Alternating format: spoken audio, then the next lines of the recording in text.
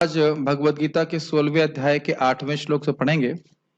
उस वाले phone mic को ऑफ कर दीजिएगा, नहीं तो बूम बूम करता रहेगा। हाँ, अभी ऑफ रखिए, जब प्रश्न करना हो तब या उच्चारण करना हो तब बोलिए। कल एक भक्त हमारे विवेक प्रभु पूछ रहे थे कि कभी कभी हम लोग को ये प्रश्न, उस वक्त मैं थोड़ा ध्यान नहीं दे पाया आपके प्रश्न बहुत अच्छा था। प्रश्न था कि हमको रोज रोज मंगल आरती और जब करना क्यों बोरिंग लगता है, ये प्रश्न था। रोज चेंज होना चाहिए कुछ। तो देखिए, ये प्रश्न बहुत लोगों का हो सकता है और इसका कारण क्या है, यह रजोगुण की वजह से होता है। ऐसा नहीं बोलना कि मैं आप रजोगुणी है या वो रजोगुणी है, हमारे चित्त की अवस्था है रजोगुण। तो हमें कुछ ना कुछ नया चाहिए। लेकिन जब हम जबरदस्ती नियम का पालन करेंगे, मतलब रोज मंगल आरती के लिए इतने बजे उठना, मंगल आरती के लिए जाना, जप करना, तब धीरे धीरे हमारे हृदय में सत्वगुण की वृद्धि होगी और तब हमको ये कार्य करने बहुत अच्छे लगेंगे। बल्कि नियम से वही कार्य करना, उसी टाइम पे करना बहुत अच्छा लगने लग जाएगा। कदाचित उस नियम को तोड़ना पड़े कि वो नियम से टूटे, उस टाइम से ना हट के कुछ काम करना पड़े, तो आपको अच्छा नहीं लगेगा। तो ये केवल आप ही की प्रॉब्लम नहीं, बहुत लोगों की प्रॉब्लम हो सकती है कि रोज हम 5 बजे क्यों उठें, किस दिन 5 बजे उठेंगे, किस दिन 6 बजे उठेंगे। तो इस प्रकार से करने से व्यक्ति के हृदय में सत्वगुण की वृद्धि नहीं हो पाती। और आपने देखा था सत्वगुण हमारे मुक्ति के लिए अच्छा होता है। तो ना चाहते हुए भी ऐसे भक्तों के संग में रहें जो नियमित जीवन जी रहे हैं, तो फिर व्यक्ति आसानी से उस नियमित जीवन को जी पाता है और अच्छा लगता है। Make sense? मेरा अनुभव है कि कुछ विशेष तपस्या करना लोगों के लिए आसान होता है, लेकिन सामान्य तपस्या, सामान्य मतलब जो देखने में आसान लग रही है, उसको रोज करना बहुत मुश्किल होता है। मेरी बात समझ है? रोज 16 माला, 15 नहीं, 12 नहीं, कम से कम रोज 16 माला मेंटेनेंस करना मुश्किल होता है लोगों को। तो लेकिन मुश्किल है, असंभव नहीं। तो व्यक्ति जब करेगा तो उसके हृदय में सत्वगुण बढ़ेगा, तो उसे करना बहुत अच्छा लगेगा। ठीक है, तो पढ़ते हैं आगे। हाँ, एक और इंटरेस्टिंग बात थी कि एक भक्त ने बहुत अच्छा बोला था कि ब्राह्मण अपनी विद्या से कभी संतुष्ट नहीं होता, क्षत्रिय अपने राज्य से संतुष्ट नहीं होता, वैश्य अपने धन से कभी संतुष्ट नहीं होता और शूद्र कभी संतुष्ट नहीं होता। वो हमेशा शोक करता रहता है, ये नहीं मिला आज, वो नहीं मिला, ऐसे करके। मुझे काफी अच्छा कमेंट लगा था। पढ़ते हैं भगवत गीता का। आज का विषय क्या है? विषय है कि भगवान आसुरिक सिद्धांतों को बता रहे हैं, और इन तीनों आसुरिक सिद्धांतों में, ये 3 प्रकार के सिद्धांत हैं। सिद्धांत मतलब फिलॉसफी, दर्शन, और इन तीनों दर्शनों का मूल बात यह स्थापित करना है कि भगवान नहीं है, ईश्वर नहीं है। क्या है? क्या नाम है इनका? श्रीनाथ जी प्रभु, आज का विषय क्या है?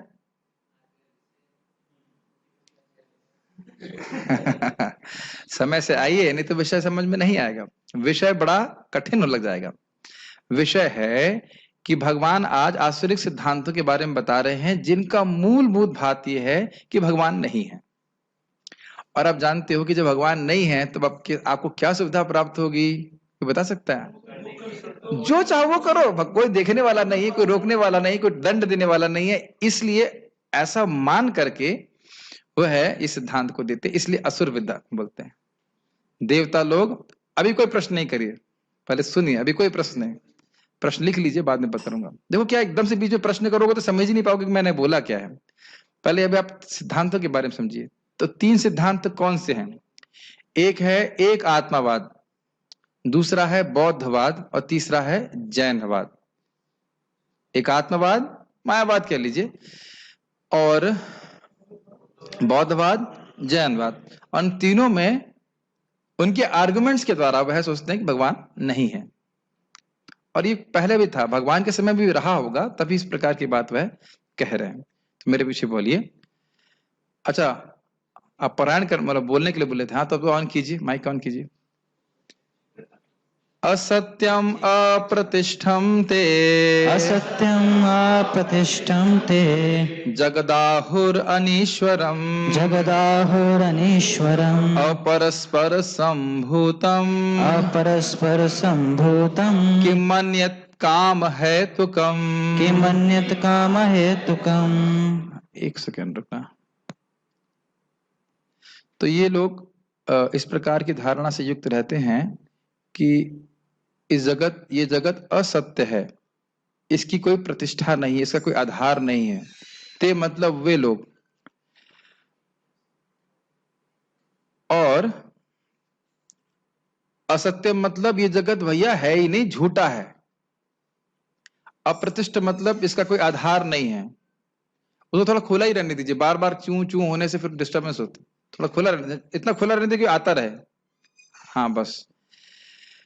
असत्यम अप्रतिष्ठम ते, असत्यम मतलब ये जगत है ही नहीं भैया, कुछ नहीं, क्या बात कर रहे, कुछ है ही नहीं। जब जगत ही नहीं है तो फिर ईश्वर कैसे सत्य हुआ? ईश्वर भी सत्य नहीं है। जब जगत ही सत्य नहीं है तो ईश्वर बनाने वाला ही नहीं है, तो ईश्वर को उड़ा दिया। अप्रतिष्ठम ते, इस जगत की कोई प्रतिष्ठा नहीं है, इसका कोई आधार नहीं। और हम क्या सीखते हैं? जन्मादि अस्य यतः, ये जगत जिससे आया है, जिन भगवान से आया है, उनका हम ध्यान करते हैं, भगवान विष्णु, भगवान कृष्ण का। भागवत सिद्धांत बिल्कुल इसके विपरीत है। जगत आहुर अनीश्वरम, ये जगत असत्य है, अप्रतिष्ठित है, इसकी कोई प्रतिष्ठा नहीं है, ऐसा वो कहते हैं। आहु मतलब होता है कहते हैं, और अनीश्वरम, इसका कोई ईश्वर नहीं है, इसको चलाने वाला कोई नहीं है। और ये तो आप सुनते ही सिद्धांत, बिग बैंग, बिग बैंग, बहुत बड़ा विस्फोट हुआ जिससे सारी सृष्टि हुई। और भक्त लोग क्या कहते हैं? Not big bang but big brain. ये सुंदर है ना? Not big bang but big brain. Big brain is Krishna's brain, भगवान का बुद्धि के द्वारा इस जगत की सृष्टि हुई है। ठीक है, ठीक है, चलने दीजिए। अपरस्पर संभूतम, इसका कोई उद्देश्य से नहीं रचा गया है। जैसे एक कुंभकार, कुंभकार समझते हैं आप? कुम्हार किसी उद्देश्य लेकर के मटकी बनाता है। जैसे आप मृदंग देखते हो तो एक उद्देश्य लेकर के मिट्टी को इस रूप में रखा गया है ताकि वो मृदंग का मटका बन सके। सभी भक्तों से अनुरोध है कि आप लोग टाइम से आइए, ठीक है ना? टाइम देख रहे हैं, लेट तो नहीं हुआ है, थोड़ा जल्दी आइए, नहीं तो फिर समझ में नहीं आएगा क्या बात कर रहे हैं। और उससे बार बार कथा में, क्लास में व्यवधान पड़ता है। इतना सुबह से शाम तक हम लोग इतना व्यस्त नहीं किसी को दिए हैं कि 7 बजे ना पहुंच सके। तो कम से कम 7 बजे बनने का, मेरे को बहुत क्लास में डिस्टर्ब होता है, क्लास का फ्लो पूरा टूट जाता है। ऐसे जैसे हम लोग पिक्चर देखने के लिए नहीं आ रहे हैं। थोड़ा ध्यान दीजिए इस बात पे। और रोज होता हुआ देख रहा हूं तो गलत बात है, मेरा फ्लो टूट जाता है। क्या बात कर रहा था मैं अभी? हाँ, कुम्हार। तो अपरस्पर संभूतम मतलब ये कोई किसी उद्देश्य से जगत नहीं बनाया गया। और इसी में रिसर्च चल रही है कि जगत का उद्देश्य क्या है, क्यों ब्रह्मांड बनाया गया है, किसने बना, किसने तो बोलते ही नहीं हो, किसने नहीं बोलते हो, किसने बनाया है कभी नहीं बोलते, क्यों क्यों आया है, ऐसे शब्द यूज करते, क्यों आया, ऐसा प्रश्न उठाता है। तो ये सब बातें वो करते हैं। किम अन्यत काम है तो कम, काम इच्छा के अलावा से क्या उद्देश्य है? जगत को भोगो। तो आप देख सकते हैं कि ईश्वर को गायब किया और भोग इच्छा को स्थापित कर रहे हैं इस तरह के। तो यह आश्रित सिद्धांत है। ईश्वर को हटा दो, कभी प्रश्न नहीं करेंगे मेरी आंख किसने बनाई, कभी प्रश्न नहीं करेंगे नाक किसने बनाई और क्यों। तो ये सबसे, और अगर नहीं प्रश्न करेंगे तो क्या उत्तर आएगा? भोग के लिए बनाइए, जो मन में आए वो खाओ, जो मन में आए सूंघो, जो मन में आए देखो। ये सब आसुरिक सिद्धांत हैं।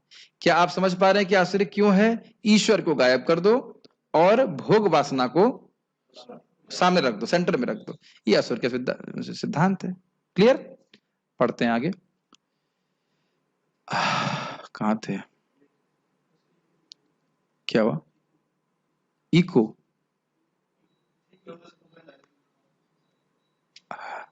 इको हो रहा है? मैंने म्यूट तो कर दिया सबको।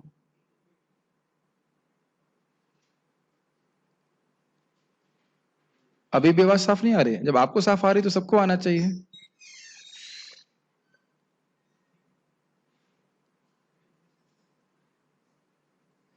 ओके, आज बहुत दिन खराब है, सारा सब गड़बड़ हो रहा है।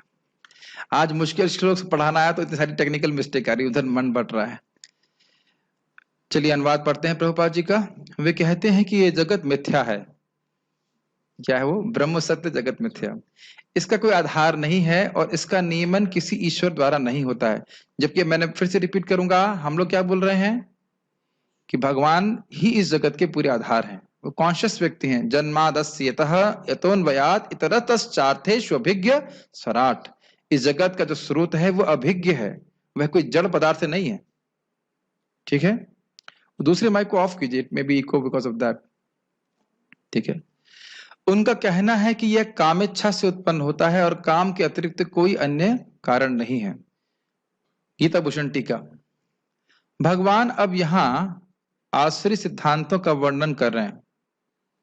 सबसे पहले वे एक जीववादी दार्शनिकों का मत प्रस्तुत कर रहे हैं। कुछ पूछ रहा है क्या? बोल रहा है यह जगत असत्य है और भ्रामक गलतियों से भरा हुआ है, जैसे सीप को चांदी समझ लेना आदि। ये असत्यम की व्याख्या कर रहे हैं। क्या आपने कभी देखा है, एक सीप समझते हैं, सीपी, सीपी शेल, समुद्र के किनारे सीपियां रहती हैं, नहीं देखा आपने? तो सर्प, तो उसमें अंदर में हल्की हल्की कोई चमक रहती है, तो ऐसा लगता है कि चांदी का वर्क लगा रखा हो, लेकिन क्या उसमें चांदी होता है? चांदी नहीं होता है। तो इसी से कह रहे हैं कि यहाँ पे इन लोगों का सिद्धांत है, ऐसे लोगों का, आश्रय लोगों का, कि भाई ये जगत जो है ये तो झूठा है, स्वप्न की तरह झूठा है। प्रभुपाद जी कटाक्ष करते हैं कि स्वप्न की तरह झूठा तो कहते हो, लेकिन उसको भोगने में बड़े एक्सपर्ट हैं वो। इस प्रकार से आवाज स्पष्ट आ रही है? ठीक है। इस जगत की कोई प्रतिष्ठा नहीं है, जैसे कि एक आकाश पुष्प की स्थिति होती है। अर्थात ये ऐसी वस्तु नहीं है जिसके गुणों को ठीक से समझा नहीं जा सके, अपितु असली वस्तु के समान ये जगत है ही नहीं, जिस प्रकार से आकाश पुष्प होता ही नहीं है। इसका क्या मतलब है? आकाश में पुष्प होते हैं, खरगोश के सींग होते हैं, खरगोश के सींग नहीं होते हैं। और तीसरा उदाहरण दिया जाता है, घोड़े के अंडे होते हैं। तो घोड़ा डिंब, आकाश पुष्प, और कौन सा एग्जाम्पल दिया मैंने? खरगोश के सींग। आप इन शब्दों की व्याख्या कर सकते, मतलब बोल सकते हैं इनका कोई अस्तित्व नहीं है। तो अब पता नहीं ऐसा क्यों बोलते हैं, लेकिन ये बात है। अब यह क्या कह रहे हैं? वो कह रहे हैं ऐसा नहीं है कि ये जगत ऐसा हो कि इसके गुण हमको समझ में ना आ रहा हो। भाई साहब ये है ही नहीं, ये बोलना चाहते। ऐसा नहीं कि हम इस जगत को समझ नहीं पा रहे हैं और दिक्कत है, हम खूब समझ रहे हैं, ये है ही नहीं। इस प्रकार की वो व्याख्या करते हैं। और जब ये जगत ही नहीं है तो फिर इसको बनाने वाला है ही नहीं। समझ में आया कि जगत को झूठा क्यों कह रहे हैं? जब जगत ही झूठा तो बनाने वाला झूठा। तो मेन तो जो परेशानी है उनको बनाने वाले से है, ईश्वर से है। अगर थोड़ा कठिन लग रहा होगा तो आश्चर्य मत कीजिए, थोड़ा हो सकता है कठिन लगे, लेकिन समझने वाली बात है। कोई भगवान नहीं है जो इस जगत की सृष्टि, स्थिति और पालन करने वाला है, अनीश्वर, अपितु भगवान की रचना भी जगत के समान मोह के द्वारा कर दी गई है। समझ में आ रहा है ना भाई? जगत ही झूठा है तो जगत को बनाने वाला भी झूठा। यदि कोई परम भगवान होता तो वह इस प्रकार के झूठे जगत की रचना ही क्यों करता? ये आर्गुमेंट देखिए, आर्गुमेंट के द्वारा, तर्क के द्वारा, जिसका कोई शास्त्र पे आधार नहीं है, हम भगवान की सत्ता को काट नहीं सकते। इसलिए वे मानते हैं कि जगत झूठा है। किस लिए मानते हैं जगत झूठा है? और क्यों झूठा है? अरे कोई वाकई बढ़िया अच्छा ईश्वर होता तो ऐसा झूठे जगत की सृष्टि क्यों करता? तो इसलिए ना जगत सत्य है और ना बनाने वाला सत्य है। और ये कहां से आया इनके पास आइडिया? यहां से आया, दिमाग से खुराफात कर रहे हैं, इस प्रकार के विचार कर रहे हैं। कोई शास्त्र में कहां लिखा है, श्रीमद् भागवत में कहां लिखा है? तो कोई उत्तर नहीं उनके पास। परंतु अब देखिए वो एक जीववाद को कैसे समझा रहे हैं। परंतु वास्तविक रूप से केवल एक आत्मा है जो निर्गुण है और जो किसी भी ज्ञान के स्रोत द्वारा नहीं जानी जा सकती, और जो ज्ञान के दोष के कारण एवं अविद्या के कारण स्वयं को भौतिक जगत, व्यष्टि जीव और भगवान के रूप में परिणत करती है। इसका मतलब क्या है? उनके हिसाब से एक आत्मा है ब्रह्म कह लीजिए, कुछ भी कह लीजिए, एक आत्मा है। अब पता नहीं, एकदम एकदम इलॉजिकल है। अगर नहीं समझ में आ रहा है तो आश्चर्य की बात मत करिए, है ही आसुरिक सिद्धांत। और कह रहे हैं कि उसको समझ नहीं सकते, वो अलख है, अलख निरंजन है, उसको लख नहीं सकते आप, उस ब्रह्म को आप देख नहीं सकते हैं। और वही ब्रह्म अज्ञान के कारण, अविद्या के कारण बहुत सारे जीव बन गए। हम सब लोग जो है अज्ञान के कारण जीव बने हुए हैं, वही आत्मा, वही एक है। ये मैं फिलॉसफी बता नहीं रहा हूं, उनकी फिलॉसफी बता रहा हूं। मैं समर्थन नहीं कर रहा हूं। और अविद्या के कारण वही जीव बन गए हैं, वही आत्मा ये भौतिक जगत बन गया है, और वही आत्मा भगवान बन गया। और जब अविद्या अज्ञान नष्ट हो जाएगा तब सब मालूम चल जाएगा कि भाई न तो भगवान है, न जीव है, और ना भौतिक जगत है, सब एक है, ब्रह्म वह है एक जीव। तो ये मायावाद है ना, तो ये मायावाद की बात। अब उनसे पूछो ये होता क्यों है, तो कोई उत्तर नहीं। कहेंगे अज्ञान से, तो अज्ञान किसने फैलाया, प्रश्न ही बनेगा। माया किसकी है, तो कहेंगे अनिर्वचनीय है, उसको वर्णन नहीं कर सकते। इस प्रकार से उत्तर देते हैं।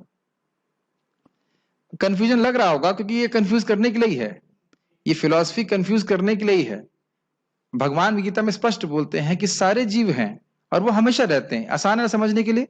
और मुक्ति के बाद वे भगवान की सेवा करते हैं, सीधी सीधी बात, घुमा फिरा के बोलने की क्या बात। लेकिन आसुरिक लोग इसी प्रकार के सिद्धांत देते हैं। जब व्यक्ति स्वयं को उस आत्मा के रूप में अनुभव कर लेता है तो उसके लिए कोई द्वैतता नहीं रह जाती, और वे और केवल अद्वैतता ही रह जाती है। ये लाइन समझ में आई? क्योंकि एक ही जीव, एक ब्रह्म है, वही जीव के रूप में है, वही भौतिक जगत के रूप में है, वही भगवान के रूप में है उनके हिसाब से। तो जब अज्ञान नष्ट हुआ तो क्या देखेंगे आप, मैं ही वही हूं। मुझे याद है कि हमारे आईआईटी में एक योगा टीचर आते थे, तो मैं उनसे बहस करता था थोड़ा, क्या भगवान कौन है, एकदम खांस रहे हैं, खांसी करके, फिर भी बोल रहे हैं अब तुम सहन नहीं कर पाओगे, इसलिए तुमको हम दिखा नहीं सकते, भाई हो तुम, ऐसे करके बोलते। अब वही का मतलब क्या? और बाकी स्टूडेंट भी बोलते थे हाँ बहुत पहुंचे हुए संत है, बहुत पहुंचे संत। मुझे बड़ा क्रोध आता था कि यही लोगों को मूर्ख बनाने वाली बात है, तुमको दिखा नहीं सकते, दिखा देंगे तुम बेहोश हो जाओगे, ऐसा है वैसा। तो झूठ बोलते हैं इस तरह के लोग, ठीक है। अद्वैत का अर्थ समझ लेना चाहिए, सभी कुछ भगवान की शक्ति है और इस कारण से भगवान से अभिन्न है, लेकिन फिर भी भगवान इससे भिन्न है। भगवान सच्चिदानंद है और ये भौतिक जगत जड़ है, लेकिन क्योंकि ये भगवान की शक्ति है इसलिए वे भगवान से अभिन्न कही जाती है, क्योंकि भगवान की शक्ति है इसलिए। लेकिन यह नहीं सोचना चाहिए कि ये भगवत बिल्कुल भगवान भगवान ही है। Doesn't make sense? ठीक है। उस अनुभव होने तक जो कुछ भी हम देखते हैं वह स्वप्न में हाथी, घोड़े और रथ आदि देखने जैसा है। जब व्यक्ति अपने वास्तविक स्वरूप का अनुभव करता है तो जो भी अविद्या के कारण स्वयं के व्यष्टि जीव होने जैसी कल्पना थी वह वैसे ही गायब हो जाती है जैसे स्वप्न से जागृत होने पर रथ, घोड़े आदि सब गायब हो जाते हैं। समझ रहे हैं? वो कह रहे हैं कि भाई देखो आदमी सो रहा है तो सोते समय वो बहुत कुछ देखता है कि मेरा घर है, मकान है, वो उसकी कल्पना मात्र होती है। और जैसे ही स्वप्न से बाहर आता है तो क्या देखता है, अरे कुछ है ही नहीं। ये उनकी सिद्धांत है। और उसी प्रकार से जीव अज्ञान में सोच रहा है कि वो जीव है और भगवान है और ये प्रकृति है, जबकि वास्तविक रूप से कुछ नहीं है, एक ब्रह्म है। ये उनकी फिलॉसफी है। लेकिन आप इसी उदाहरण को सोचिए, ठीक है जब मैं सोच रहा हूं, मैं सो रहा हूं तो मैं स्वप्न देख रहा हूं, ठीक है, लेकिन जब मैं स्वप्न से बाहर आता हूं तो क्या मैं देखता हूं कुछ भी नहीं है जगत में? वही देखता है व्यक्ति की पत्नी है, बच्चे हैं, वास्तविक जीवन जो है वो देखता है। ये वैष्णव सिद्धांत है। स्वप्न का उदाहरण हम क्या देखते हैं, स्वप्न में हम देख रहे हैं कि हमारा परिवार है, हमारा एक जीवन है, और हम अपने असली जीवन को भूले रहते हैं, असली रिश्तेदारों को भूले रहते हैं, असली माता पिता को भूले रहते हैं। मेरी बात समझ रहे हैं? तो जब हम जागृत होंगे, आत्मा की जागृति होती तो समझ पाता है कि मेरा भगवान से क्या संबंध है, मेरा भगवान के प्रति क्या कर्तव्य है। नहीं समझ में आई बात? लेकिन ऐसा तो नहीं कि जागृत होने के बाद आप देखते हैं कुछ भी नहीं है। तो स्वप्न का उदाहरण वैष्णव सिद्धांत में भी है, लेकिन वो प्रॉपर सिद्धांत, ठीक है। यहां तक समझ में आया कैसे? एक ये लोग क्या बोल रहे हैं, ये जगत है ही नहीं भैया, इसके कहीं से इसको कोई आधार नहीं है, इसको बनाने वाला झूठा है, और एक ही आत्मा है जो जीव, भगवान और प्रकृति के रूप में परिणत हो रही है। जब अज्ञान नष्ट हो जाएगा देखेंगे बस एक ही आत्मा है, लेकिन देखेगा कौन? ये एक प्रश्न बन रहा है ना कि इनके सिद्धांत से जब अज्ञान नष्ट हो जाएगा तब व्यक्ति देखेगा कि कोई द्वैतता नहीं है। कौन देखेगा? वो या तो देखेगी, यस, तो किसको देखेगी? नहीं, आप थोड़ा विचार कीजिए, थोड़ा थोड़ा सा ब्रेन स्टॉर्मिंग कीजिए। जब मैं किसी को कुछ देखूंगा तो मुझसे कुछ अलग होना चाहिए ना। प्रभुपाद इस बात को बोलते हैं, आत्म साक्षात्कार में अगर आत्मा नष्ट हो जाएगी तो साक्षात्कार किसको होगा? किसको अनुभव हो रहा है? अरे भाई, आज सबने प्रसाद पाया कि नहीं पाया? सबको व्यक्तिगत अनुभव हुआ कि नहीं? तो अनुभव के लिए व्यक्ति है ना। मुझे पता है, मैंने कहा समुद्र प्रभु आज राजमा बहुत अच्छा बनाया आपने। कहते खीर भी बहुत अच्छी बनाई थी। मैंने कहा मुझे तो नहीं मिली, इसका मतलब है कि बहुत अच्छी बनाई थी। खत्म हो गई, सब खा गए। कल ही तो सुना था कि दूसरों के बारे में सोचना चाहिए था, लेकिन वो खाली क्लास में सुना था। खैर मुझे कोई दिक्कत नहीं। तो हम खाली बात क्या कर रहे थे आपसे? अनुभव की बात कर रहे थे। आप सबको अनुभव हुआ ना, जिसने खीर खाई, जिसने राजमा खाई, अनुभव किसको कौन कर रहा है? आत्मा कर रही है, ज्ञान शक्ति के द्वारा। याद आ रहा है कि सब बातें? नहीं, मैं हूं और मैं अन्य से भिन्न हूं, है कि नहीं? ये इसी के द्वारा तो जीव अनुभव करता है। तो इसको ही खत्म कर दोगे तो साक्षात्कार किसको होगा? तो इस प्रकार की इनकी फिलॉसफी में बहुत सारे दोष हैं। दोष समझ में आ रहा है ना आपको? वैष्णव सिद्धांत क्या है? भगवान है, भौतिक जगत है और जीव है। ये भगवत गीता में सीख रहे हैं कि नहीं? और ये शाश्वत है, दो तीनों ही चीजें शाश्वत हैं। तो क्या भगवान को माया पकड़ती है? कभी नहीं पकड़ती है। माया हमेशा भगवान के अधीन रहता है, जीव भी भगवान के अधीन रहता है, और जीव जो भगवान से विद्रोह करते हैं वो माया के अधीन रखे जाते हैं। लेकिन ना तो आपने क्या सीखा था? ना तो जीव कभी माया बनता है, ना कभी माया जीव बनती है, ना जीव भगवान बनते हैं, ना भगवान कभी जीव बनते हैं, ना भगवान माया बनते हैं। याद आ रहा है? पढ़ाया था मैंने। ये तीनों कभी आपस में एक दूसरे के गुण चेंज नहीं करते। तो ये सिद्धांत है। पहला सिद्धांत उम्मीद कर रहा हूं कि समझ में आ रहा होगा, उम्मीद करते हैं। फिर से जाके बार पढ़ेंगे तो समझ में आएगा। भगवान अब बौद्धों के स्वभाववाद का वर्णन कर रहे हैं। मतलब यहां भी कह रहे हैं कि ईश्वर नहीं है, सब अपने आप ही हो गया है, स्वभाव से हो गया। यह जगत स्त्री और पुरुष के संयोग से उस प्रकार नहीं आता है जिस प्रकार एक कुंभकार घड़ा बनाता है, जिसमें घड़ा बनाने का उद्देश्य होता है। क्योंकि संतान उत्पन्न करने में भी माता पिता को यह पता नहीं होता कि कैसे हो रहा है। स्त्री और पुरुष के केवल एक बार के संयोग से ही संतान उत्पन्न हो जाती है, और बिच्छू पसीने से उत्पन्न हो जाते हैं, जिसमें स्त्री पुरुष का कोई संयोग ही नहीं होता है। इस कारण से सृष्टि अपने आप ही अपने स्वभाव के कारण हो जाती है। इसको हम लोग, मैं एस्ट्रोनॉमी पढ़ता था पहले थोड़ी बहुत, उसे कहते थे स्टेडी स्टेट थ्योरी। ये जगत हमेशा से है और ऐसा ही है। सृष्टि किसी ने की हो ऐसा नहीं है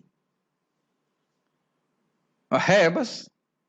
अब कैसे हुआ ना, है कोई सृष्टिकर्ता की आवश्यकता वह नहीं समझते हैं। तो ये कहना, प्रकृति अपने स्वभाव से ही, अपने से ही इस जगत की सृष्टि कर देती है। अब आप ये बताइए कि ऐसा संभव है? अब ये पता नहीं, टीका में बोल रहे हैं कि बिच्छू पसीने से उत्पन्न होते हैं, मतलब वो लोग ऐसा बोलते हैं, लेकिन क्या बिच्छू पसीने से उत्पन्न होता है? आपने सुना होगा कि बिच्छू कई बार चावल के या धान के पुआल, क्या कहते हैं, ढेर में अपने अंडे देता है, तो उससे बेबी बिच्छू आते हैं। तो क्या हम ये कहेंगे कि चावल के ढेर से बेबी बिच्छू आए? बेबी बिच्छू की अम्मा कौन है? चावल। यस, हमको मादा मम्मी बिच्छू नहीं दिख रही हैं, पापा बिच्छू नहीं दिख रहे हैं, लेकिन पापा बिच्छू भी हैं और मम्मी बिच्छू भी हैं, इसीलिए बच्चा बिच्छू है। भले ही वह कहां से निकल के आ रहा है? चावल के ढेर से। लेकिन ये क्या कह रहे हैं, इनके हिसाब से प्रकृति को कोई कंट्रोल नहीं कर रहा है, कुछ नहीं, प्रकृति अपने आप ही सृष्टि कर रही है। अब ये बताइए, जब 7 बजे यहां प्रवचन नहीं हो रहा था, ये तो माइक अपने आप प्रवचन क्यों नहीं चालू कर दिया? कोई इस प्रकार से कहे नहीं भाई ये व्यक्ति प्रवचन नहीं कर रहे हैं, ये माइक प्रवचन कर रहा है, क्या ये सही है? कोई देख रहे ना, ऐसे बेवकूफी के सिद्धांत हैं और उस पर पूरा एक कह सकते हैं धर्म स्थापित है। ऐसा लगेगा कि हम किसी की निंदा कर रहे हैं। मैं कर रहा हूं निंदा? भगवान कह रहे हैं कि आसुरिक सिद्धांत है। इसीलिए क्या है, वेद ना मानी ले बौद्ध हैल नास्तिक। वेद को ना मानने के कारण बौद्ध धर्म नास्तिक धर्म है, उनका भगवान पे कोई विश्वास नहीं रहता। क्लियर समझ में आ रहा है? तो यानी इनके हिसाब से क्या कह रहे हैं, जैसे कुंभकार एक घड़ा बनाता है, घड़ा ही क्या बनाता है, घड़ा बनाता है, सुराही बनाता है, और क्या बोलते हैं, प्याली बनाता है, दिए बनाता है, और क्या बनाता है, कुल्हड़ बनाता है। सभी का एक ही प्रयोजन है। और आप जान रहे हैं कि कुंभकार जब बना रहा है तो क्या क्या चीजें होती हैं, मिट्टी होती है उपादान कारण, उसके बाद चाक होता है निमित्त कारण, जिससे चीजें वस्तुएं बन रही हैं, और जिससे और मट्टी मट्टी से कुछ वस्तु बनी है, और सबका भिन्न भिन्न आकार है, मतलब उनका भिन्न भिन्न प्रयोजन है। और इसके पीछे एक कुंभकार है, एक जीवित व्यक्ति। क्लियर? तो कुंभकार कौन है इस जगत का? भगवान। और निमित्त कारण क्या था? काल शक्ति। और उपादान कारण क्या है? माया, यानी कि प्रधान के रूप में सारे भौतिक तत्वात में। तो इनका जब भगवान काल शक्ति का शोभ करते हैं तो प्रधान में एक्टिव होता है, उसके बाद सृष्टि होती है। प्रकृति के गुण भी अपने आप सृष्टि नहीं कर सकते हैं। उद्धव प्रभु, समझ में आ रहा है? कुंभकार कौन है? कौन है कुंभकार? यस, भगवान कुंभकार है, एक कृष्ण। और निमित्त कारण कौन है? चाक कौन है? चाक समझ रहे हैं? चाक है काल शक्ति। आप मायावादी हो क्या? एक ही उंगली उठाते हो, एक और मिट्टी कौन है? माया शक्ति, जो जड़ पदार्थ है। क्या ये समझना मुश्किल हो रहा है? कितना सिंपल सिद्धांत है, कितना आसानी समझ में आए। अब मैं कहूं कि नहीं मिट्टी है, अब मिट्टी अपने से ही मृदंग के रूप में हो गई, मिट्टी अपने से ही हारमोनियम के रूप में हो गई, मिट्टी अपने से ही माइक के रूप में हो गई, कोई स्वीकार करेगा? बताइए, नहीं स्वीकार करेगा ना। तो ये सब जो है फिर भी लोग स्वीकार करते हैं, तो ये आश्चर्य प्रवृत्ति होने के कारण स्वीकार करते हैं। ये सब प्रभुपाद जी अपने तात्पर्य में लिखेंगे, डिटेल में हमें समझा दे रहा हूं, फिर वहां पे दोबारा चर्चा करेंगे। अच्छा, अब हम लोग लोकायत चारवाक का सिद्धांत देख रहे हैं, यानी चार सिद्धांत हैं शायद। भगवान फिर लोकायत यानी चारवाक नामक दार्शनिकों के दर्शन को कह रहे हैं। उनके अनुसार इस जगत का कोई उद्देश्य नहीं है सिवाय काम इच्छा की तृप्ति के। इस संबंध में और कुछ नहीं कहना चाहिए। स्त्री और पुरुष के बीच काम ही इस जगत का कारण है और सभी कर्मों को प्रेरणा देने वाला है। तो ये सिद्धांत क्या कहता है? बहुत सिंपल शब्दों में क्या वो संस्कृत का श्लोक है, ऋतम कृत्वा घृतम पिबेत यावत् जीवेत सुखम जीवेत भस्मीभूतस्य देहस्य किम पुनरागमन भवेत। कि भाई यावत् जीवेत, जब तक जियो, घृतम पिबेत, घी पियो, यावत् जीवेत सुखम जीवेत, आगे क्या है, ऋतम ऋणम ऋणम ऋणम कृत्वा घृतम पिबेत। तो अरे भाई घी तो बहुत महंगा आ रहा है आजकल, 3,000 रुपए किलो। अच्छा वाला घृत, घृत घृत, घी नहीं घृत। ठीक है, तो अच्छा वाला घी बहुत महंगा है, तो उसको तो बहुत पैसा लगेगा। तो कोई बात नहीं, लोन ले लो, क्या दिक्कत है? तो कहेगा लोन तो चुकाना पड़ेगा। तो कहते हैं भस्मन भूतस्य देहस्य किम पुनरागमन भवेत। ये शरीर तो जल जाएगा, तो ऋण कौन चुकाएगा? सब भस्म हो जाएगा, तो ऋण किसको चुकाना? ले लो ऋण, जितना चाहो उतना ऋण ले लो, लेकिन भोग करो। प्रभुपाद जी से एक बार जानते हैं आप, प्रभुपाद जी से पूछा गया, अरे भारत का ऋषि होकर के इस प्रकार की फिलॉसफी दे रहा है कि घी पियो और ऋण लो। तो प्रभुपाद जी कह रहे हैं, अरे भाई भारत का ऋषि है इसलिए घी पीने के लिए बोल रहा है, दारू पीने के लिए नहीं बोल रहा है। ये भारत के ऋषि का योग्यता है। तो लेकिन पॉइंट क्या है यहाँ पे कि भाई ये तो हम देखते भी इस जगत में कि व्यक्ति अगर शादी नहीं करता है तो उसको मेहनत करने की ज्यादा प्रेरणा नहीं मिलती है।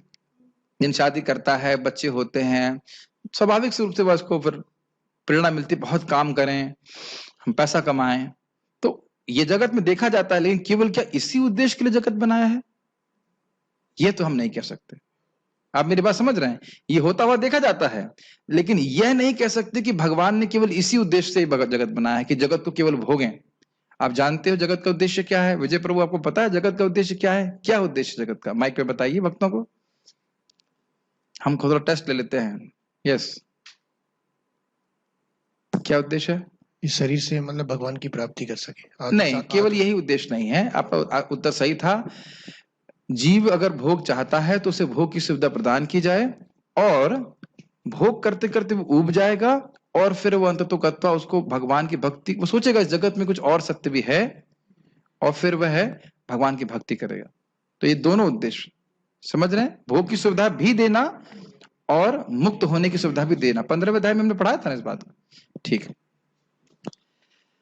अब क्या कह रहे हैं? काम हेतुकम का एक और अर्थ है जैन दार्शनिकों के द्वारा। तो यानी कि 4 फिलॉसफी, मैं 3 बोल गया, 4 फिलॉसफी है।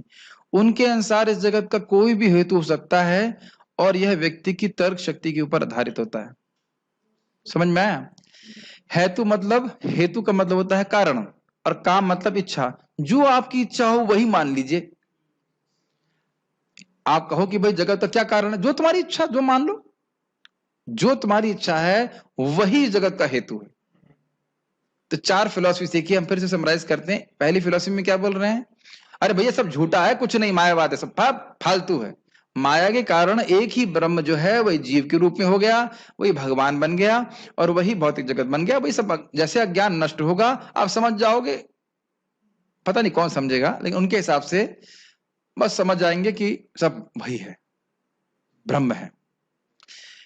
इस बात में एक और कहना भूल गया कि भक्त लोग बड़ा उन पे प्रश्न करते हैं। कहते हैं आप बोल रहे हो कि ब्रह्म सत्य जगत मिथ्या, और आप बोल रहे हो कि सर्व खलु इदम ब्रह्म, सब कुछ एक ही ब्रह्म है, और आप कह रहे हो ब्रह्म सत्य है और जगत मिथ्या है। तो ये बताओ,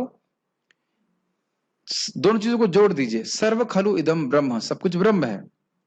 दूसरा, ब्रह्म सत्य है। तीसरा, ये जगत मिथ्या है। तो जगत है क्या? अगर सब कुछ ब्रह्म है तो जगत भी ब्रह्म है, और अगर जगत ब्रह्म है तो जगत मिथ्या नहीं, क्योंकि आप बोल रहे हो कि ब्रह्म सत्य है। तब कहना क्या चाहते हैं? तो उनकी फिलॉसफी में बहुत सारे दोष हैं, और लोगों को भ्रमित करने के लिए शिव जी शंकराचार्य जी के रूप में आए, और इस प्रकार से उन्होंने ये मायावाद का शास्त्र बचाया। अच्छा, अब आप ये समझ रहे हैं, भगवान को आज्ञा थी कि ये मायावाद फैलाओ ताकि लोगों में भौतिकतावाद बढ़े। यह समझ में आ रहा है कि भौतिकतावाद क्यों बढ़ेगा? क्योंकि ईश्वर को गायब कर देंगे।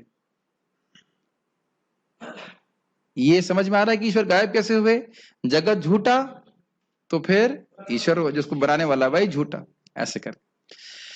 बौद्ध का सिद्धांत क्या सीखा हमने? सब भूल गए, बहुत कठिन हो रहा है।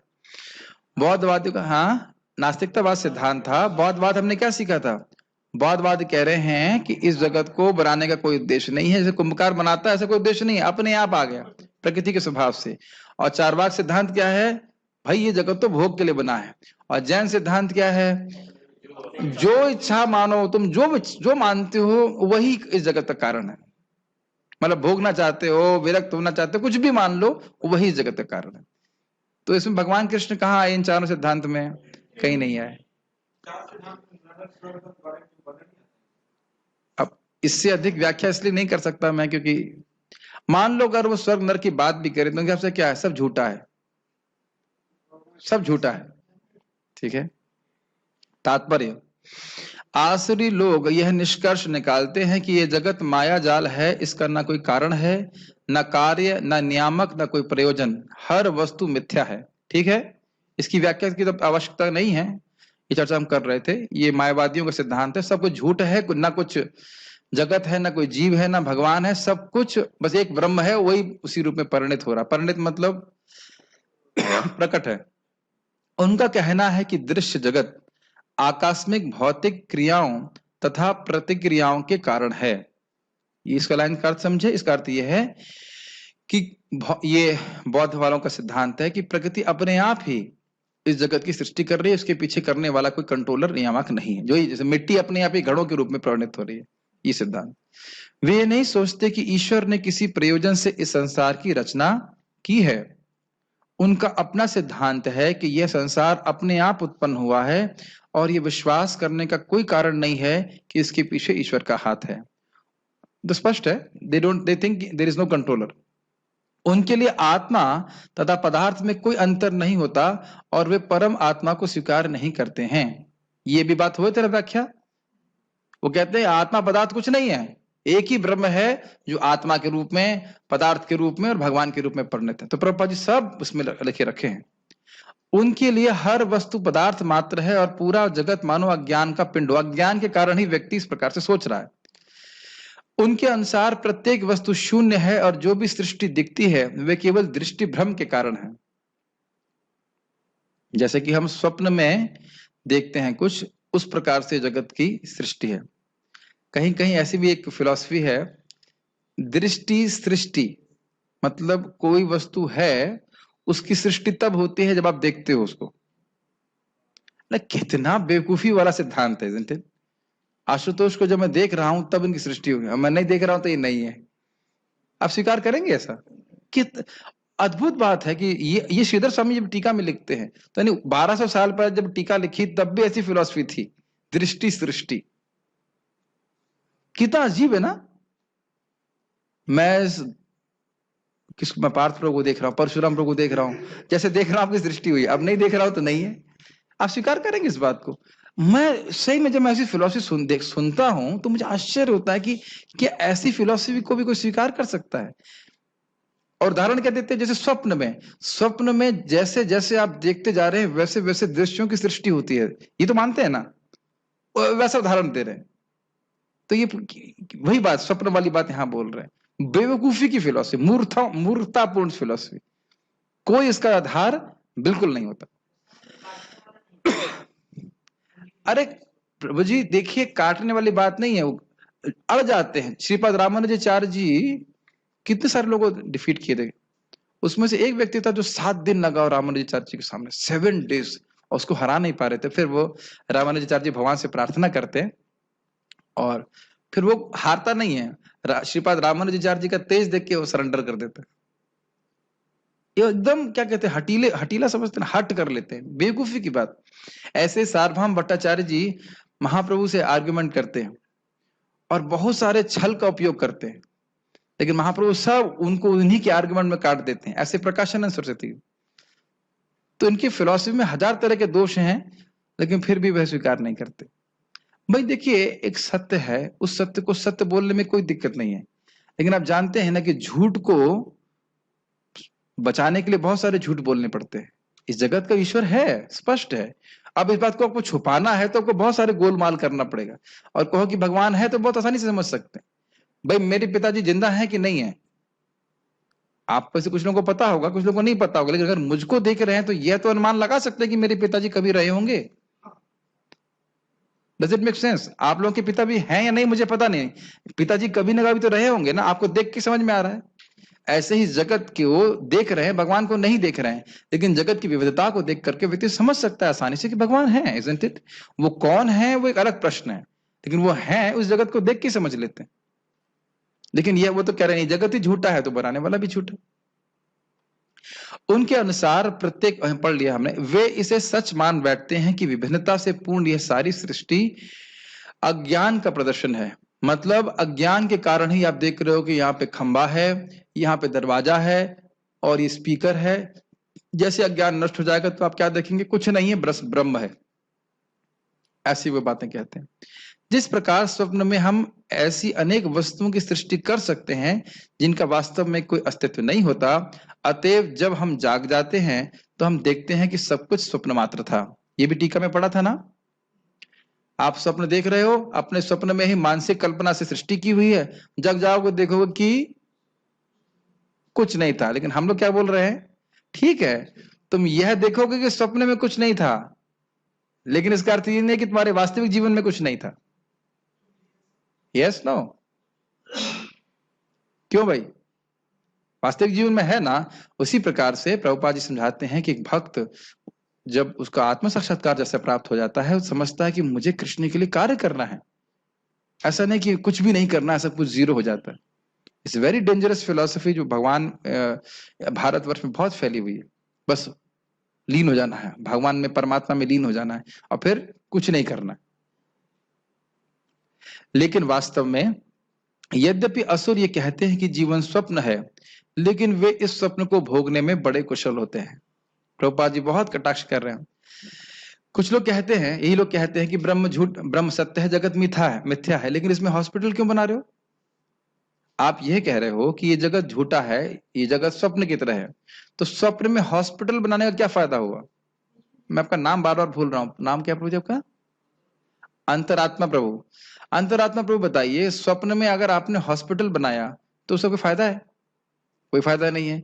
तो ये एक तरफ तो कह रहे हैं कि पूरा जगत स्वप्न की बात भांति है, और बहुत प्रयास करके इसमें हॉस्पिटल बना रहे हैं, तो यह तो संगत नहीं बैठता ना। जब आपने कह दिया कि जगत स्वप्न है, तो फिर इसमें हॉस्पिटल बनाने की क्या जरूरत है, या और सेवार्थ संस्थाएं चलाने की क्या आवश्यकता है? क्योंकि उनको प्रसिद्धि चाहिए। और फिर स्वप्न में प्रसिद्धि प्राप्ति करने की क्या जरूरत है? तो बहुत सारी इनकी जो फिलॉसफी है वो प्रैक्टिकल नहीं है। हमें अस्पताल बनाने से कोई आपत्ति नहीं है, लेकिन उस व्यक्ति के द्वारा अस्पताल बनाने से आपत्ति है जो कह रहा है कि जगत झूठा है। Does it make sense? Okay. अतएव इसीलिए प्रॉब्लम यही है कि आजकल लोग कुछ दर्शन प्रस्तुत भी करते हैं, लेकिन उसको जीना नहीं चाहते। और वैष्णव सिद्धांत प्रैक्टिकल भी है, सत्य भी है, और उसको हम अपने जीवन में जी सकते हैं। हम सब कुछ, हमारा वैष्णव सिद्धांत क्या है कि सब कुछ भगवान की शक्ति है, और इस कारण से जब उसका उपयोग भगवान के लिए होता है तो ये दिव्य रूप से कार्य करती है, हम इसे बंधन में नहीं पड़ते हैं, और ये शास्त्र अनुमोदित है। यज्ञार्थात् कर्मणो अन्यत्र लोकोयम कर्म बंधना। भगवान विष्णु की प्रसन्नता के लिए जो कार्य किया जाता है उससे व्यक्ति कभी कर्म बंधन में नहीं फंसता। Make sense? और उसके लिए हम अपनी भौतिक, तथाकथित भौतिक वस्तुओं का उपयोग करते हैं। अतएव वह ज्ञान अर्जन करने के बजाय अपने स्वप्न लोक में अधिकाधिक उलझ जाते हैं। उनकी मान्यता है कि जिस प्रकार शिशु केवल स्त्री पुरुष के संभोग का फल है, उसी तरह ये संसार बिना किसी आत्मा के उत्पन्न हुआ है। ये लाइन समझ में आई?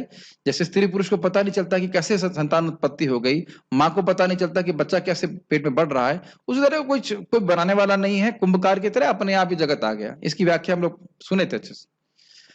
उनके लिए यह पदार्थ का संयोग मात्र है जिसने जीवों को उत्पन्न किया है, अतएव आत्मा के अस्तित्व का प्रश्न ही नहीं उठता। आत्मा से कोई चीज नहीं है, पदार्थ से ही चेतना आ गई। और आप देख सकते हैं कि प्रभुपाद जिसके कितने अगेंस्ट थे। प्रभुपाद ने कई बार क्या कहते हैं उसको, आर्ग्यूमेंट करते थे, किस प्रकार से तुम लोग, मेन प्रभुपाद का बात था कि तुम एक मच्छर भी नहीं बना सकते, और मच्छर छोड़ दीजिए, तुम एक घास का तिनका भी नहीं बना सकते।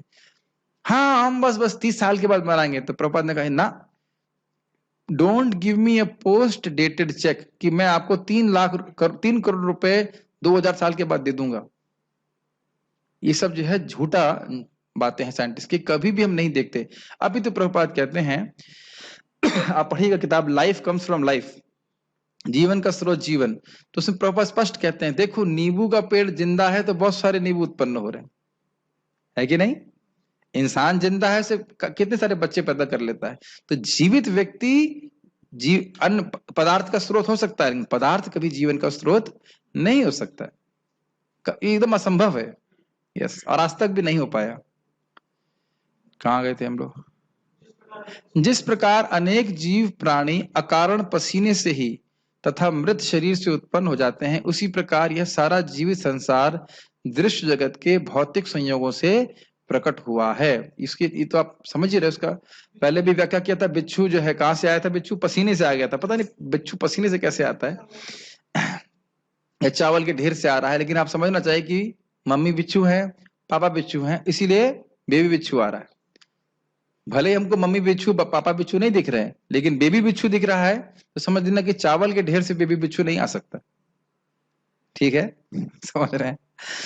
तो यह सब गलत है। अतएव प्रकृति ही इस संसार की कारण स्वरूपा है, उसका कोई अन्य कारण नहीं। जबकि गीता में भगवान क्या बोलते हैं, और बोल ही रहे हैं प्रपात, फिर भगवत गीता में कहे, कृष्ण के इन वचनों को नहीं मानते, मया दक्षिण प्रकृति सुविते सचराचरम, सारा भौतिक जगत मेरे ही निर्देश के अंतर्गत गतिशील है। देखिए, ऐसा मत सोचिएगा कि ऐसे लोग नहीं होते हैं। आईआईटी में मैं जब फर्स्ट ईयर में था, तो हमारा एक फाइनल ईयर का एक सीनियर था, उसका नाम था टॉम, मुझे आज भी याद है, और वह भगवत गीता भी पढ़ता था। प्रभुपाद जी की भगवत गीता थी, लेकिन उसका परपट नहीं पढ़ता था परपट में विश्वास नहीं था उसका। वो उसका ये था, देखो ये जो पूरा जगत है, बड़े स्टाइल से बोलता था, और वो मतलब उसको बहुत बुद्धिमान मानते थे लोग। ये भी दिख रहा है बहुत बुद्धिमान है, बहुत बुद्धिमान है, ऐसे करके। तो बोलता था ये जगत जो है ना ये प्रकृति कर रही है, लेकिन बेटा ये प्रकृति जो है ना ये करंट की तरह नहीं है, ये एनर्जी करंट की तरह नहीं है, ये अपने आप कार्य कर रहा है, ऐसे करके मुझे बोलता था। और मैं उसी वक्त समझ रहा था कि क्या ये मूर्ख बोल रहा है, लेकिन अब नए व्यक्ति था, मैं कुछ बोल नहीं पाया। और उसी मेरे ख्याल से दिसंबर में जब वृंदावन आया तो मैंने भगवत गीता खोली, और भगवान कितने कृपालु हैं, जैसे खोला मया दक्षिण प्रकृति सूयते सचराचरम हेतु नाने न कौन्तेय जगदवि परिवर्तते। Krishna is so amazing.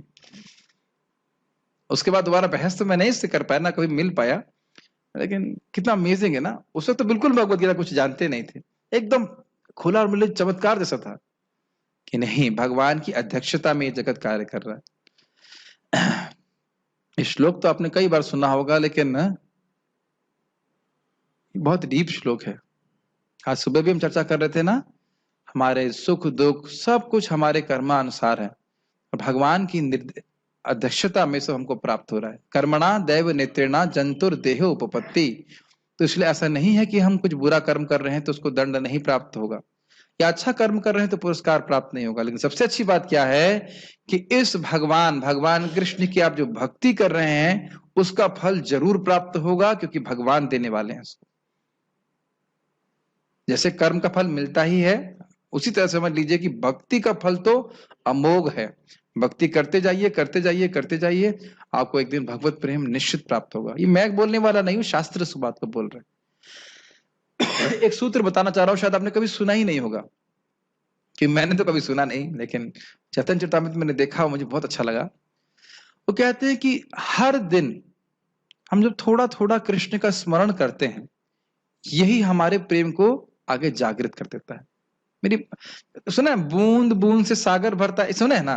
उसी तरह से हर दिन हम हरे कृष्ण जप रहे हैं, भगवान के बारे में सुन रहे हैं, भगवान को देख रहे हैं, ये थोड़ा थोड़ा भगवान का जो स्मरण है यही हमारे प्रेम को आगे जाकर के प्रेम के रूप में परिणत हो जाएगा। इसीलिए ये कहा जाता है कि नियमित रूप से भक्ति करते जाइए, थोड़ा थोड़ा, चाहे 1%, एक drop drop drop drop drop drop drop करके आप देखेंगे कि भगवान का प्रेम हमको प्राप्त हुआ। बहुत अच्छा था। क्योंकि कभी व्यक्ति बोला, अरे तुम इतना पढ़ रहे हो, प्रेम मिला? ऐसा कभी नहीं बोलना चाहिए, ऐसा कभी नहीं बोलना चाहिए। प्रेम क्रमशः हमारा भगवान के प्रति बढ़ रहा है, आकर्षण भगवान के प्रति बढ़ रहा है। कैसे बढ़ रहा है? रोज रोज रोज रोज स्मरण करने से। ठीक है। दूसरे शब्दों में, असुरों को संसार की सृष्टि के विषय में पूरा पूरा ज्ञान नहीं है। प्रत्येक का अपना कोई ना कोई सिद्धांत है। उनके अनुसार शास्त्रों की कोई एक व्याख्या दूसरी व्याख्या के ही समान है, क्योंकि वे शास्त्रीय आदेशों के मानक ज्ञान में विश्वास नहीं करते। ये बहुत सुंदर बात प्रभुपाद जहाँ पे कह रहे हैं। एक व्यक्ति बोल रहा था कि आप भी ठीक हैं और मैं भी ठीक हूं, तो मैंने कहा नहीं, मैं ही ठीक हूं और आप गलत हैं। और आप गलत ही नहीं, आप पूरी तरह गलत हैं। ना क्यों गलत है? क्योंकि मैं सही इसलिए नहीं हूं क्योंकि मैं अपना बता दे रहा हूं, अपितु परंपरा का ज्ञान हम उसको स्वीकार कर रहे हैं। ये नहीं कि तुम कृष्ण को भगवान मानते तुम ठीक हो, हम किसी और को भगवान मान लेते ठीक हो, ऐसा नहीं होता है। अरे भाई, जो जिसको जैसा माने वही सब ठीक है, ये फिलॉसफी बिल्कुल गलत है। भगवान केवल कृष्ण है, वह वोट की अपेक्षा नहीं करते हैं। इस संबंध में छोटी सी कहानी सुनाता हूं जो महाराज जी कई बार सुनाते हैं। रात्र का समय था और एक हंस जानते हैं? हंस जो है वो उड़ रहा था। रात्रि हो गई तो जाके पेड़ पे बैठ गया। सुना इस कथा को? बड़ा इंटरेस्टिंग है वो। और उस पेड़ पे बहुत सारे उल्लू बैठे हुए थे। तो उल्लू आए, उल्लू पूछे हैं हंस से कि क्यों भाई तुम क्यों आए यहाँ पे, क्या कारण है, क्या बात है, क्यों आए यहाँ पे, क्या दिक्कत है? तो बोले मेरा नाम हंस है और सूर्य अस्त हो गया और मैं मानसरोवर जा रहा था, तो अब अस्त हो गया तो मैं यहाँ पे थोड़ा विश्राम करूंगा। सूर्य किस चिड़िया का नाम होता है? अब उल्लुओं के हिसाब से हर चीज चिड़िया ही होती है, क्योंकि उन्हें सूर्य कभी देखा ही नहीं। और आपको पता होगा कि उल्लू लोग एक बहुत विशेष गुण है कि जैसे सूर्य उगता है उनको दिखना बंद हो जाता है। ये उदाहरण बड़ा, दिखना बंद हो जाता है, सूर्य उगते ही दिखना बंद हो जाएगा उनको। तो उसी प्रकार से पूरी रात वो आगे, क्या देखो भावुक आ गया, सूर्य बोल रहा है, मूर्ख कहीं का, सूर्य तो कुछ होता ही नहीं है। तो इस प्रकार से अगर 5-6 करोड़ उल्लू भी अपना मत प्रस्तुत करे तो क्या वह सूर्य की सत्ता को काट सकते हैं? और कहे कि नहीं, अगर सूर्य कुछ है तो तुरंत हमारे सामने आए। तो क्या सूर्य को गरज है कि वह उल्लू कहे भाई हमको उल्लू नहीं मानेंगे तो हम प्रकट हो जाएं? ऐसा आप लोग सोच रहे होंगे मैं खाली विनोद में बोल रहा हूं, मैं मतलब सुना हूं इस प्रकार से कि लोग बोलते हैं अगर भगवान है तो तुरंत मुझे मार दे। देखो मैं नहीं मरा मतलब भगवान नहीं है। और ऐसे मूर्ख हैं जो मान भी लेते हैं, हजारों लोग ऐसे मूर्ख मान लेते हैं। तुम्हारे जैसे कीड़ों को मारने के लिए भगवान आएंगे? बताइए, छोटा सा कीड़े है तो कोरोना भेज देंगे, उसी से मर जाओगे तुम। समझ रहे ना मेरी बात? भगवान को वोट की जरूरत नहीं है। ऐसे एक बार महाराज बता रहे थे कि रशिया में बहस हुई कि भाई भगवान बहुत दिन भगवान रह लिया, अब उसको गद्दी से उतारना पड़ेगा। लेकिन उनको दिक्कत ये थी कि उनको ये पता नहीं था कि भगवान है कहाँ। तो इस प्रकार से ये प्रयास लोगों का चलता ही रहता है कि भगवान को मार दिया जाए, भगवान को गायब कर दिया जाए। लेकिन भगवान कभी गायब नहीं हो सकते, भगवान भगवान ही रहते हैं। तो हमने ये सब सीखा कि आश्रित सिद्धांत केवल आज से ही नहीं है, हमेशा से है, और अब ये थोड़ा और अधिक बढ़ गया है। वही सिद्धांत मोटा मोटी रहते हैं, घूम फिर करके आ जाते हैं। किसी का कोई प्रश्न है तो हम ले सकते हैं। Any questions on?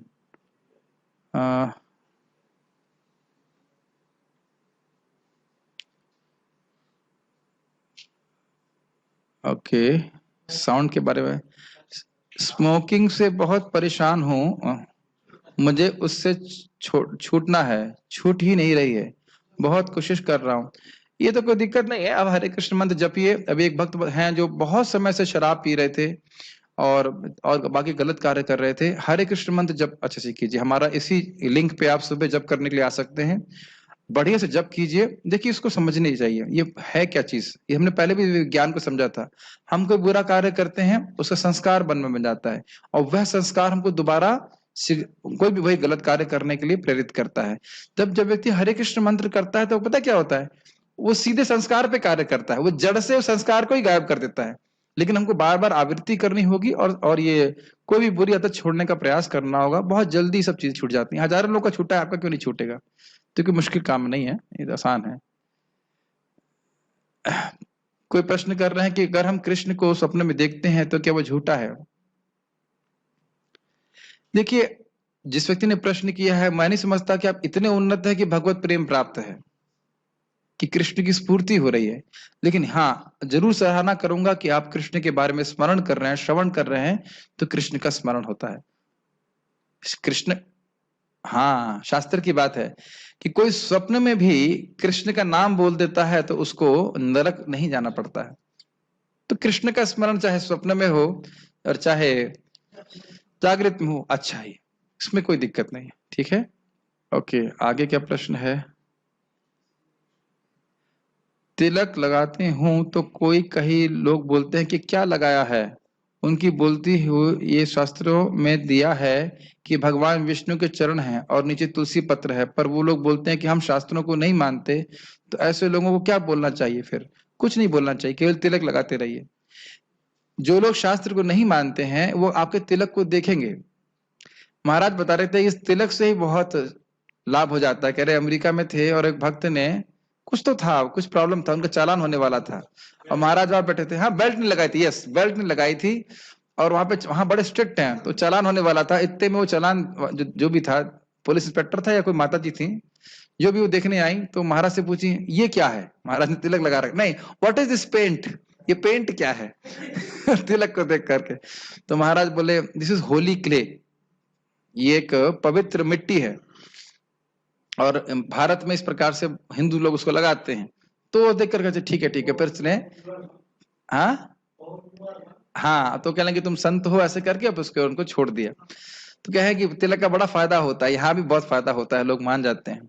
यहाँ तक कि परम पूज्य वृंदावन चंद्र महाराज बता रहे थे कि किस प्रकार से वो बनारस में जब थे स्टूडेंट के रूप में तिलक लगाए हुए थे, तो वहां का राजा था काशी नरेश, वो कार में बैठे हुए थे और वह भी प्रणाम किए। तो तिलक देख करके व्यक्ति सम्मान करता है। लेकिन सबसे बड़ी बात थी कि जिसके माथे पे तिलक होता है उसे कभी यमदूत स्पर्श नहीं कर सकता है।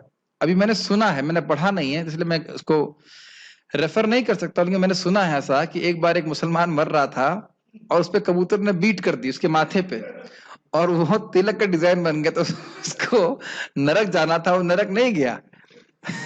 लेकिन ये सुना है इसलिए मैं कुछ कह नहीं सकता कि क्या है। लेकिन ये तो मैंने पढ़ा है, शास्त्र की बात है कि मुसलमान मर रहा था, उसके मरते मरते नहीं, एक व्यक्ति बैलगाड़ी चला रहा था, वो बैलगाड़ी मतलब पलट गई, वो मर रहा था, उसने तुलसी जी को पकड़ लिया। तो अब जो यमदूत उसको लेने के लिए आए तो कहते आप इसको लेके कैसे जाएंगे? तो फिर उसको लेने के लिए भगवान के दूत आते हैं। तो ये सब महिमा तो है भगवान की भक्ति की, तो वो लोग देखेंगे तो देखने से पवित्र होंगे। जो भी करता हूं दोनों टाइम फिर भी परेशान रहता हूं, घर वाले भी परेशान रहते हैं, हरे कृष्ण मंत्र जप कीजिए। देखिए ये सारी चीजें क्या हैं? ये सारी चीजें आसुरिक सिद्धांतों का ही परिणति है। जब अपने जीवन से हम ईश्वर को बाहर निकाल देते हैं, भगवान कृष्ण को बाहर निकाल देते हैं, तो इसी प्रकार की चेतना रहती है कि हम भोग भोगें, और इसी कारण से व्यक्ति दुखी रहता है। और जब ये विश्वास रहता है कि भगवान है, उनके अनुसार हम चलते हैं, तो अपने जीवन में सुख अनुभव करते हैं। तो ये सारे प्रश्नों का उत्तर यह है कि भगवान की भक्ति करनी चाहिए, और उससे भगवान, ये विश्वास होना चाहिए भगवान है, भगवान को मैं संतुष्ट करूंगा और उनके अनुसार चलूंगा तो भगवान का आशीर्वाद जीवन में आता है, सारी बुरी आदतें भी छूटती हैं और मन भी बहुत सुखी रहता है। ठीक है, और कोई प्रश्न है? कोई और प्रश्न पूछा है किसी भक्त का? तो इसलिए भक्तों को, हम सब लोगों को आसुरी सिद्धांत से बचना चाहिए, इसीलिए सब भगवान बातें कर रहे हैं, और भगवान के सही सिद्धांत को भगवत गीता से सुनना चाहिए। और आपने यह भी देखा कि गलत सिद्धांत का आश्रय लेने से व्यक्ति का जीवन भगवान से विमुख हो जाता है। जब सही सिद्धांत होता है तो व्यक्ति भगवान के, क्या कहते हैं उसको, आश्रय में रह के अपना जीवन व्यतीत करता है और भगवान के धाम में वापस जाता है। तो we should stop here. Thank you all very much. Shrimad Bhagavad Gita की जय, श्रील प्रभुपाद की जय।